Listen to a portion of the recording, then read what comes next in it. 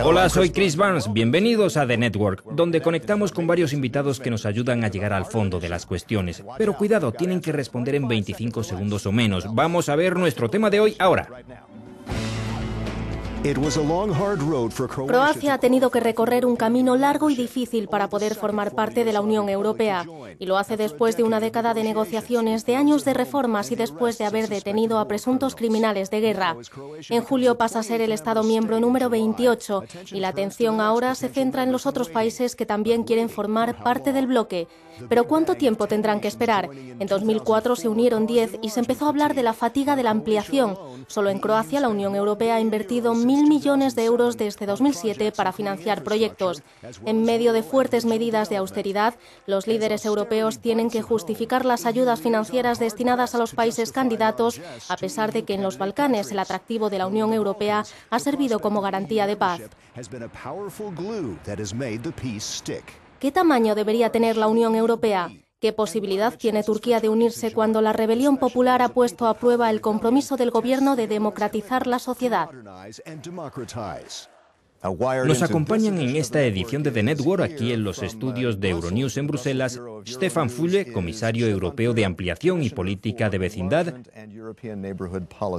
En el Parlamento Europeo en Bruselas, Selin Cenel, embajador de Turquía ante la Unión Europea.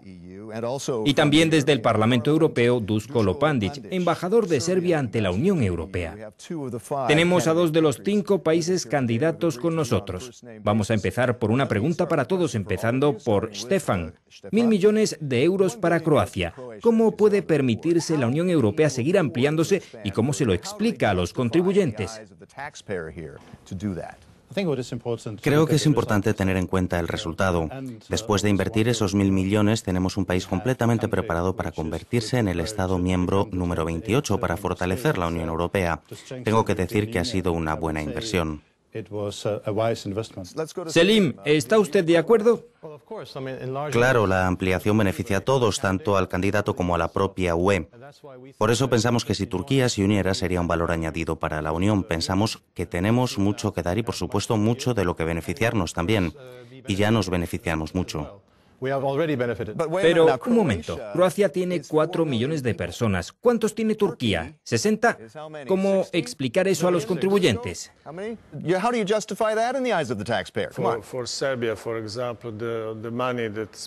El dinero que se invierte en Serbia, y estamos muy agradecidos, representa aproximadamente el 0,1% del presupuesto de la UE. En relación con los beneficios, creo que vale la pena porque al final todo el mundo disfruta de esa inversión.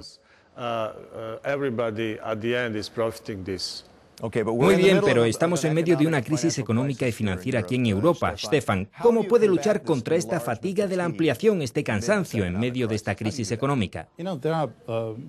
Se habla mucho de la fatiga de la ampliación, pero es como si se hablara del legendario Yeti, la criatura del Himalaya de la que todo el mundo habla pero que nadie ha visto. La ampliación no es una parte del problema, sino una parte de la solución. Si hay una cierta fatiga, no se encuentra en ningún Estado miembro, sino en las reformas de algunos países candidatos y aspirantes.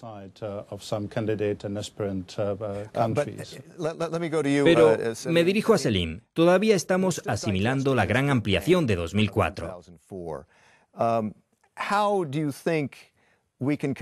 ¿Cómo cree que podemos continuar con esta expansión? ¿Cómo se justifica esto? Bueno, si Turquía se adhiere a la Unión, eso no va a ocurrir de la noche a la mañana. Todavía nos quedan muchas cosas por hacer, como una serie de reformas, y probablemente necesitemos varios años. Espero que ya no se hable de fatiga de la ampliación y que podamos ayudar económicamente. Ahora la Unión está afectada por la crisis del euro, pero estoy seguro de que cuando Turquía se una, todo esto ya habrá terminado. Parece que los países están más presionados para hacer reformas antes de convertirse en Estados miembros que después, porque hemos visto algunos problemas que han surgido después de la adhesión. Duško, ¿está de acuerdo? ¿Quizá ustedes necesitarían esta presión interna? Probablemente. Cuando a la gente se le hace este tipo de preguntas, responden, por ejemplo, que las reformas son una parte del proceso europeo que se tienen que hacer. incluso sin la Unión Europea.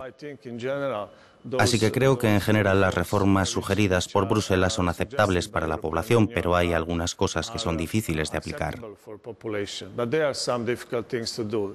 Sí, Stefan, la Unión ha aprendido algunas lecciones desde la gran ampliación. Hay algunos países que se han quedado atrás después de la adhesión a la hora de hacer reformas. Europa se arrepiente y se ha vuelto mucho más prudente, ha cambiado el trato con los nuevos candidatos. Ni arrepentimiento ni tampoco prudencia, pero sin duda sí que se pone mucha más atención a la credibilidad de todo el proceso. La ampliación debería consistir en tomarse más en serio las lecciones aprendidas del pasado. Y si nos fijamos en Croacia, ha tenido que cumplir con criterios y enfoques nuevos. Ha habido un seguimiento de sus resultados, en lugar de marcarlos con una cruz en las casillas. Selim, creo que usted espera que se abra un nuevo capítulo en las negociaciones de adhesión. ¿Qué expectativas tiene y también en relación con lo que está pasando ahora en Turquía? Hace 3 años que no hemos abierto ningún capítulo y los franceses han levantado su bloqueo, el capítulo 22 de la política regional.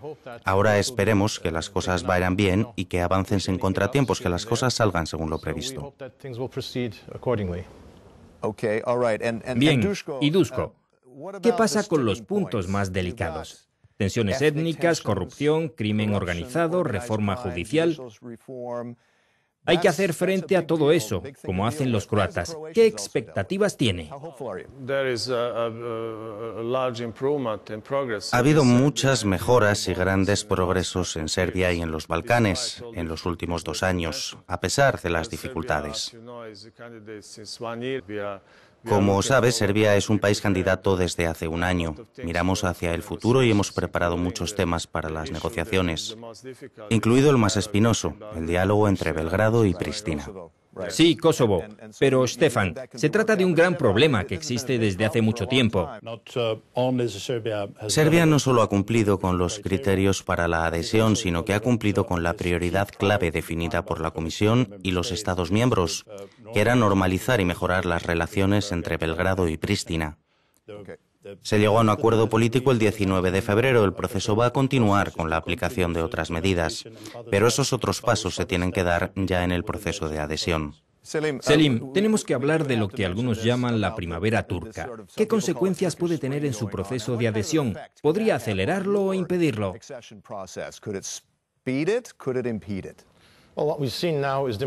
Lo que estamos viendo no es otra cosa que la democracia en acción en Turquía. Es una consecuencia de las reformas. La sociedad turca es ahora mucho más abierta, puede hablar de todo. Durante los últimos acontecimientos hemos visto a las personas salir a la calle para expresar lo que querían y el gobierno ha escuchado eso. Pero eso depende de cómo evolucione. El primer ministro dijo que esto ha sido una prueba para todos y que estamos comprometidos con las reformas. La semana pasada nos hicieron un seguimiento para ver cuáles habíamos aplicado y vamos a mantener nuestros compromisos. Duško, el polvorín de los Balcanes. Si el proceso de adhesión va más despacio, podría ser peligroso. ¿Urge acelerar el proceso de adhesión a Europa? Por supuesto, estoy de acuerdo. Creo que los Balcanes necesitan una especie de nuevo marco político y económico. Y ese marco es precisamente la Unión Europea, que es un proyecto para la paz y para el crecimiento. Stefan, una última pregunta. ¿Qué tamaño debería tener la UE? Puede ser tan grande como los Estados miembros quieran. El artículo 49 habla de los Estados europeos, de los que pueden convertirse en miembros. Cuando un Estado promueve los valores fundamentales de la Unión Europea y si hay voluntad política por parte de los Estados miembros. Cuando se dan estos 2 elementos, entonces es cuando se decide el próximo tamaño que va a tener la Unión Europea. Muchas gracias, Stefan. Gracias a nuestros invitados Stefan Füle, Selim Cenel y Duško Lopandić. Soy Chris Barnes. Hasta la próxima. Gracias por acompañarnos en The Network.